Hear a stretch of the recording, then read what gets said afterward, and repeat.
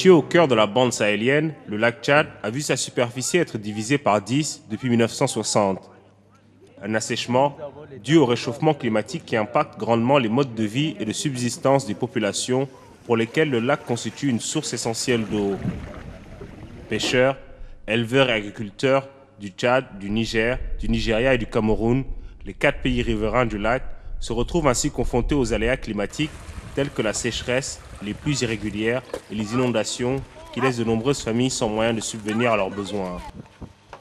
Une situation accentuée par les conflits armés qui ont déchiré la région lors des 10 dernières années, au cours desquelles les crises alimentaires et humanitaires sont devenues cycliques et récurrentes. Actuellement, 10 millions de personnes ont besoin d'une assistance vitale quotidienne en nourriture, en eau, en refuge et en accès à la santé. C'est dans ce contexte que l'administrateur du PNUD, le Programme des Nations Unies pour le développement, Achim Steiner, et Mark Lowcock, secrétaire général adjoint aux affaires humanitaires et coordonnateur des secours d'urgence de OCHA, ont récemment mené leur première visite commune au Nigeria et au Tchad. L'objectif étant d'appeler la communauté internationale à porter plus d'attention à la pauvreté, au mouvement de population, à la malnutrition et à l'accès aux services sociaux de base. On a commencé notre visite la semaine passée en Nigeria, à Abuja et après dans le nord-ouest du pays, où nous avons rencontré plusieurs des acteurs, des projets et des interventions dans le domaine de l'assistance humanitaire, mais aussi dans le contexte du développement. Comme vous savez, nous avons 2 fonctions dans le système des Nations Unies et le secrétaire général des Nations Unies a nous donné la parole de renforcer la capacité des organisations dans notre famille des Nations Unies de travailler plus ensemble dans le contexte de la crise qui a besoin d'une réponse humanitaire, mais en même temps de nous adresser plus clairement, plus tôt et plus effectivement aussi à ce que nous appelons le root causes. Ça veut dire les éléments qui expliquaient pourquoi dans une communauté, dans un pays, dans une région, on trouve les conflits, l'extrémisme, la violence qui a affecté millions de personnes dans votre pays et les pays voisins.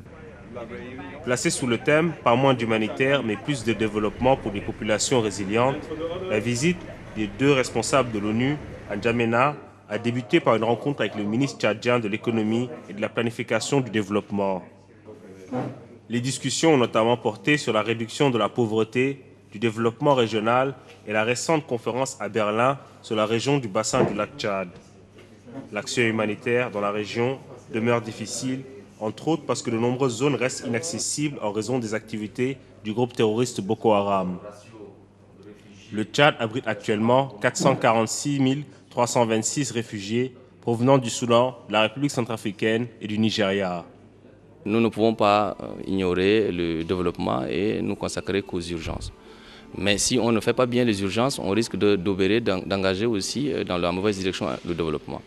Donc je leur ai expliqué que notre contexte actuel, caractérisé par la crise sécuritaire, le choc humanitaire et financier, nous oblige à plus d'engagement pour l'action humanitaire, mais aussi l'orientation des ressources pour le développement, qui est durable, qui est résilient et qui peut permettre plus tard, n'est-ce pas, de garantir ce qu'on aura fait aujourd'hui, investissement humanitaire ou pas. Et je salue la qualité d'investissement de ces 2 organisations ici, parce que vous savez, le OCHA, sans OCHA, vous ne pouvez pas mobiliser des financements, vous ne pouvez pas coordonner tout ce qui est ressources humanitaires. Sans le PNUD, vous ne pouvez pas rassurer tout ce qui est investissement dans le développement. Et nous voudrions que ces 2 institutions aident à construire encore et toujours les capacités nationales, les capacités locales, à mieux porter ces secteurs, je veux dire, de développement, secteurs porteurs, secteurs structurants qui offrent des opportunités aux gens de croire en eux, de se fixer, de ne pas être obligés de s'arracher à partir, d'être à l'abri de toute crise pour qui les oblige à partir et partir nulle part. Parce que vous voyez les conséquences de ce que génèrent les flux et la migration aujourd'hui. Achim Steiner et Mark Lowcock se sont également rendus dans un centre de nutrition situé dans la capitale N'Djamena, où plus de 16 000 enfants souffrant de malnutrition sont admis chaque année. Cette année, le centre de nutrition a enregistré une augmentation inquiétante des admissions. En août 2018, le nombre de cas de malnutrition aiguë sévère a augmenté de 57% par rapport à la même période en 2017.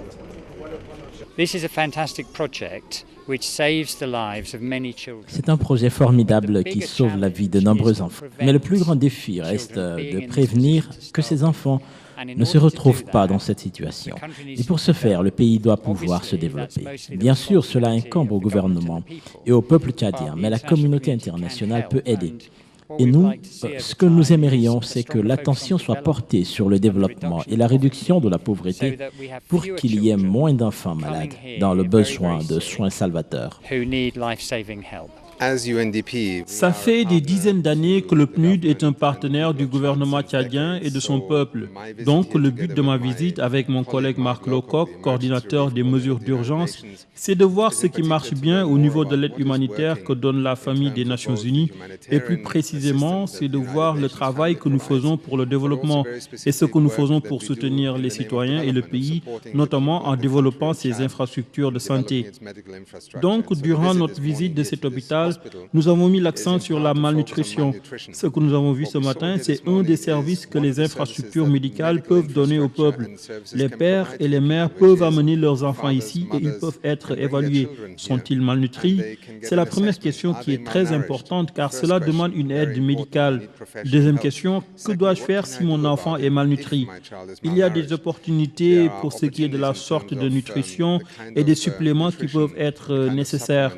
Donc, nous voulions voir comment nous pouvons réduire la mortalité infantile liée à la malnutrition et aussi remédier au phénomène à long terme du retard de croissance. En effet, en grandissant, les enfants malnutris seront en incapacité physique et mentale. C'est une tragédie qui peut être évitée et une partie de notre engagement dans le développement, c'est de réduire le nombre d'enfants qui sont exposés à ce danger. La malnutrition aiguë atteint actuellement des proportions alarmantes dans la capitale, sous l'effet cumulé de la crise du pouvoir d'achat qui frappe la population et d'une insécurité alimentaire saisonnière particulièrement sévère cette année.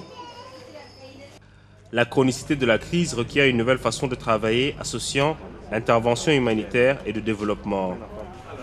Dans le cadre de son soutien au développement du Tchad, le bureau pays du PNUD a été chargé par le gouvernement tchadien d'assurer la coordination, la mobilisation des ressources nécessaires et la réalisation des principales phases pilotes sur la période 2017-2021 du programme d'appui au développement local et à la finance inclusive. Le gouvernement a été très clair dans son plan national de développement que le développement rural est une priorité nationale, particulièrement avec l'employabilité des jeunes et l'autonomisation des femmes. En tant que PNUD, nous avons un portefeuille de 14 millions de dollars pour la résilience.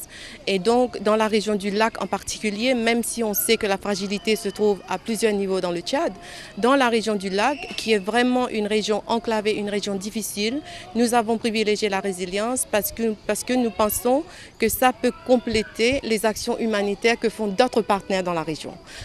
Et donc, dans nos activités, nous avons par exemple mis l'accent sur les échanges commerciaux des femmes à travers les frontières. Nous travaillons aussi en donnant à des communautés de femmes des outils très pratiques comme des pioches, des semences, etc. pour pouvoir vraiment s'adonner à ces activités. Et aujourd'hui, je pense que ces communautés demandent à ce qu'on les appuie dans la transformation et la valeur ajoutée de l'appui qu'on leur donne. Donc nous sommes en discussion avec les partenaires et disons que dans la deuxième phase de notre programme, on va essayer de tirer un peu les leçons de ce qu'on a fait ces 2 dernières années et voir ensemble avec d'autres partenaires comment est-ce qu'on peut avoir un impact bien plus important pour les communautés et une plus grande transformation dans le développement humain dans cette région. In Chad, among the Lake Chad Basin countries, we have Au Tchad, parmi les régions du lac Tchad, nous avons des activités humanitaires situées juste au bord du lac et sur les îles du lac et nous continuerons d'y renforcer notre présence et nos activités. Nous avons un environnement plus ouvert, donc nous faisons attention à la sécurité, mais nous continuerons d'agrandir nos activités au lac. Les défis que nous avons au lac Tchad sont typiques des défis que nous avons dans tout le Tchad. Nous sommes dans une situation d'urgence en matière de développement, parce que nous avons un budget annuel d'action d'urgence de 60 millions de dollars. Cette situation d'urgence est en partie due à un bas niveau de développement humain et l'état de vulnérabilité qui en résulte.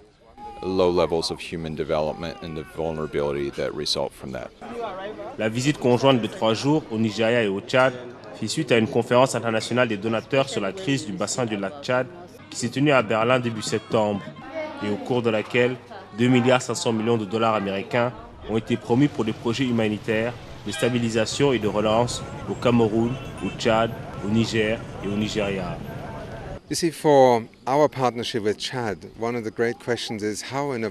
Pour ce qui est de notre partenariat avec le Tchad, une des grandes questions est de savoir quel est notre rôle en tant que partenaire au développement. Dans un vaste pays comme celui-ci, avec tant de personnes pauvres qui ne peuvent accéder aux services de base, où il y a la pauvreté et la malnutrition, les déplacements internes et les conflits parmi les pays voisins énorment de défis pour l'économie nationale et pour le gouvernement. Nous conseillons et donnons un soutien financier, mais il y a aussi un partenariat avec le gouvernement, parce que malgré tout le dévouement et la solidarité de la communauté internationale, celle-ci ne pourra pas remplacer le pouvoir du peuple tchadien et de son gouvernement pour ce qui est de donner les infrastructures dans l'éducation, dans la santé et aussi pour ce qui est de regarder l'avenir économique du Tchad. Il y a maintenant la téléphonie mobile qui ouvre d'énormes opportunités pour le développement. Le Tchad a le potentiel de faire un saut énorme vers l'avant. Une génération qui, de façon générale, est assez lente par rapport au développement technique, peut se dépasser dans le domaine médical et dans le domaine de l'éducation. Et c'est là que nous, en tant que programme de développement des Nations Unies, sommes fiers d'être les partenaires de 170 pays parce que nous créons un lien entre ces activités, les avancées, les leçons tirées. Et c'est aussi notre rôle ici au Tchad. Le développement n'est pas remplacé par le soutien humanitaire. C'est une intervention d'urgence. Donc, ce que nous essayons de faire en cours de route, c'est de voir comment combiner la réponse humanitaire tout en investissant dans le développement, dans le rétablissement, dans la résilience. Et c'est donc tout à fait le cas pour cette visite ici au lac Tchad, car c'est une région qui est de plus en plus au devant de la scène mondiale à cause de la terreur, de la violence, des déplacements et de la souffrance humaine. La communauté internationale est à l'écoute et veut donner son soutien, mais doit aussi comprendre comment travailler avec les gouvernements et les communautés. Le plan de réponse humanitaire 2018 au Tchad nécessite 544 millions de dollars américains pour répondre aux besoins de 2 millions de personnes les plus vulnérables du pays. À ce jour, seulement 35,6% du financement a été reçu. En outre, le gouvernement de la République du Tchad a pour objectif de mobiliser plus de 430 millions de dollars américains pour la résilience et le développement durable dans le bassin du lac Tchad. Cet investissement servira à améliorer la fourniture de services sociaux de base et à stimuler la croissance du secteur agricole dont dépendent des millions de personnes dans les zones rurales.